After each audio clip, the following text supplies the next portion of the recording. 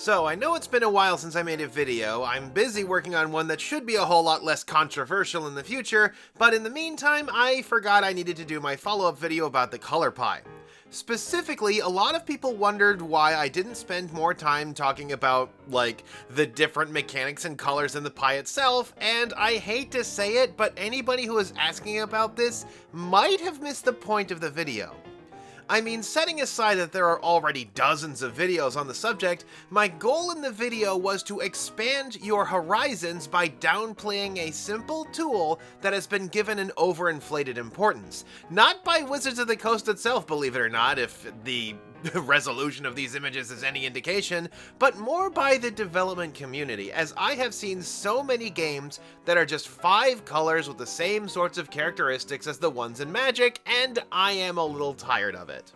I mean, never mind that a simple Magic clone is a bad idea, as, well, Magic still exists, and folks who try out your game are likely to realize that they could be playing Magic right now and go back over to it. I mean, it's what all of their friends are playing after all. It's not like a video game which ends and leaves people wanting more, though even that has gotten tiresome. Lord knows I've gotten sick of all the Legend of Zelda clones that have come out recently.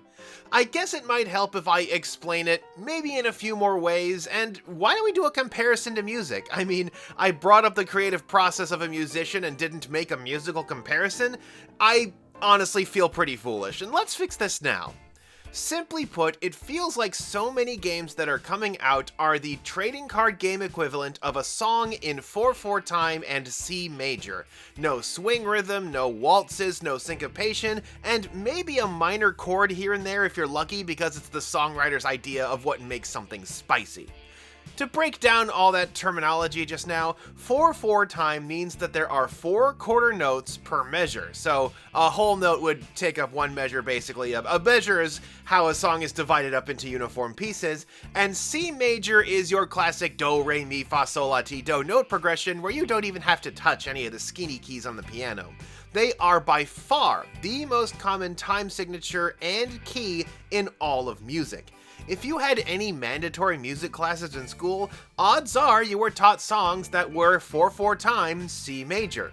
This is due to both of these being fairly easy to follow, particularly how 4/4 time can mimic your natural walking pace. However, this also means that such songs can come across as commonplace or even boring. Not to say that there aren't good songs in 4/4 time C major. There are actually some pretty famous ones out there, but you notice that a lot of them don't get there without incorporating some kind of additional trick, except maybe Pink Floyd The Wall, which is sort of plotting on purpose considering the subject matter. And even then, that song is in D Dorian, which is like a variation of C major if you want a whole new rabbit hole to jump down. If you insist on making a song that is 4/4 C major, you have to put in a lot of effort to stand out against everything else. Magic the Gathering is the trading card game equivalent of a song in 4/4 C major, but what about all of that other stuff I talked about before? Stuff about swinging and Wally and synchro something? Well, none of that stuff might mean anything to most of you, but I guarantee that all of you have heard the results of such things. Heck, you're listening to one right now!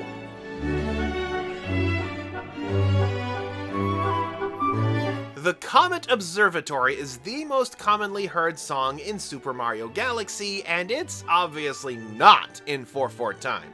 I mean, you can count the beats for yourself. 1, 2, 3, 1, 2, 3, 1, 2, 3, 1, 2, 3. Yep, this song is in 3/4 time. That is 3 quarter notes per measure, or, as it's more commonly known, a waltz. Compared to the rigid marching structure of 4/4 time, the odd time signature of the waltz makes it more ethereal and flowing. For full context, the Comet Observatory is a song in 3/4 time and in the key of D major.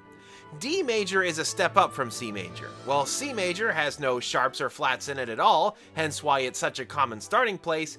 D major adds 2 sharps in the form of F sharp and C sharp. These are both more complex and difficult to work with compared to C major and 4/4 time, and yet, if C major and 4/4 time are the most popular formats for music, guess which ones are second place? Yep, it's 3/4 time D major. I mean, waltzes have been around since at least the 1700s, but the world of music has gone a long way since then, and among the other things I mentioned, such as swing and syncopation. If you look those up, I am confident that you will remember songs that you've heard that have used those exact things. It's by understanding these things that one can develop a deeper appreciation and understanding of the music they listen to and possibly create some of their own. So if Magic the Gathering is 4/4 C major, would I consider Duel Masters, the second most duplicated game, to be 3/4 D major? Well, no, not really. I'd say it's at best 4/4 D major, as it still has the same sort of resource progression and tempo as Magic the Gathering. If anything, I might swap the two, since Magic has more complexity than Duel Masters. Yeah, I'm gonna go with that. Duel Masters is simplified Magic, so saying it's in a simpler key than Magic makes a lot more sense.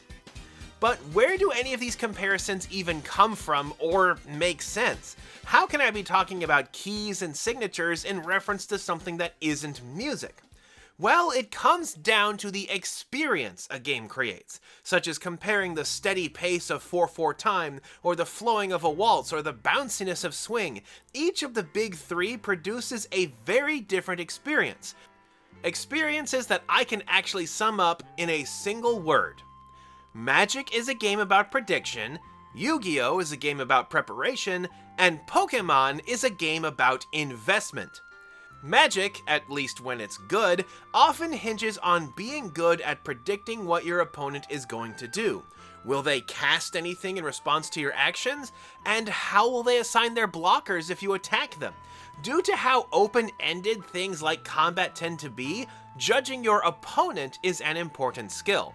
However, such bluffing doesn't really exist in Yu-Gi-Oh!, whose central goal is to build a board state that is prepared for whatever your opponent might throw at you. If a player has the out in their hand, there's really no reason to not play it. No sense holding out in a game as aggressive as Yu-Gi-Oh! And due to the volatility of Pokemon's resource and progression systems, it's understanding how and when to play those specific resources that matters most in Pokemon, as each Pokemon essentially needs time to prepare to fight, so picking which ones to get ready is the real challenge. Yeah, you see, each game has a distinct feel and experience that they provide, not just the fact that they treat their monsters differently. This can be why certain games are more appealing to different sorts of people. But are there other examples? Is there another game I can sum up in a single word that is distinct? I sure can. It's called Flesh and Blood. Flesh and Blood is, as I have described before, a game about the moment-to-moment terror of close combat. The game encourages you to chew up your entire hand every turn as you draw back to the maximum at the end of it, spending cards to attack, defend, and pay costs, so long-term plans are often not something you can do reliably. The word to describe this would be opportunity. Your hand is basically full of opportunities that you need to choose how to spend, because taking one opportunity almost invariably comes at the cost of another opportunity. If you defend with a card, you can no longer use it to attack or pay costs, and even something as innocuous as trying to hold onto a card for another turn costs you an opportunity at drawing another fresh card at the end of your turn.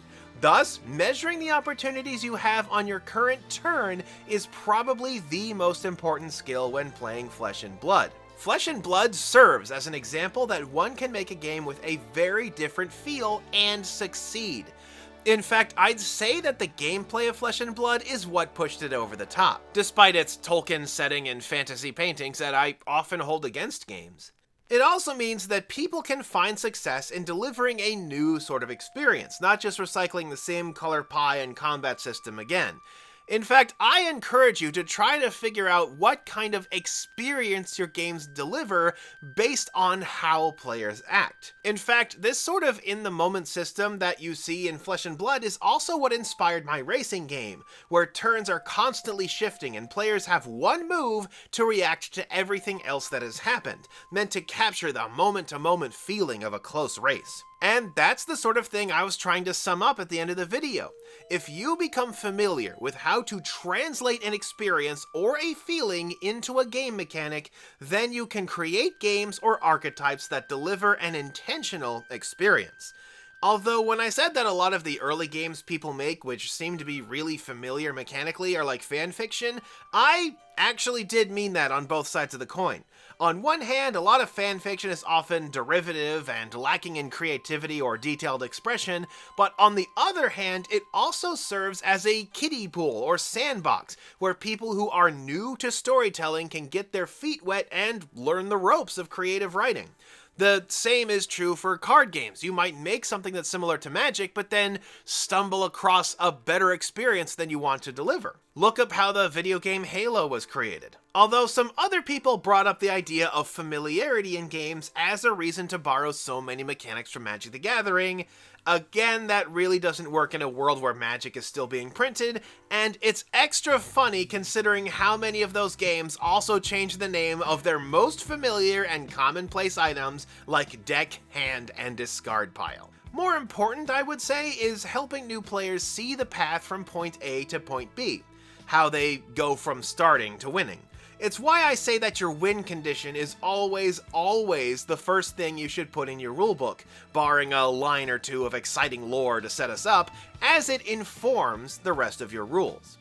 It also goes to show the importance of aggro strategies in your game, as they are literally meant to be the shortest route from point A to point B.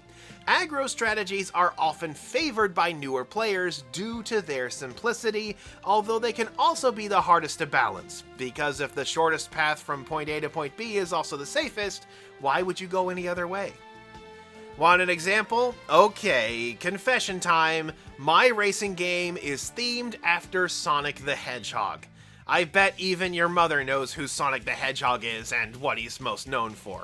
So if somebody who knew nothing about my game, even barely knew anything about Sonic, was asked to try it, they'd probably conclude that since Sonic is fast and you win races by being the fastest, then Sonic is the obvious best choice, and yes, Sonic is the star of my game's aggro deck, where you build speed quickly and try to stay there, leaving the fancier stunts to the other characters. But that's still an in, right? Playing as Sonic in a racing game seems like a no-brainer. It is, at the very least, a simple choice for a new player to make. And I've talked about getting new players into your game through things like presentation, knowing your hook, and having a good starter deck, but making sure that you can draw players in mechanically is also its own challenge, one that a color pie isn't really needed for. And so we'll get into that in a future video, but coming up next, I'm going to play around a bit more with some resource systems. Until next time, this is Kodak signing off.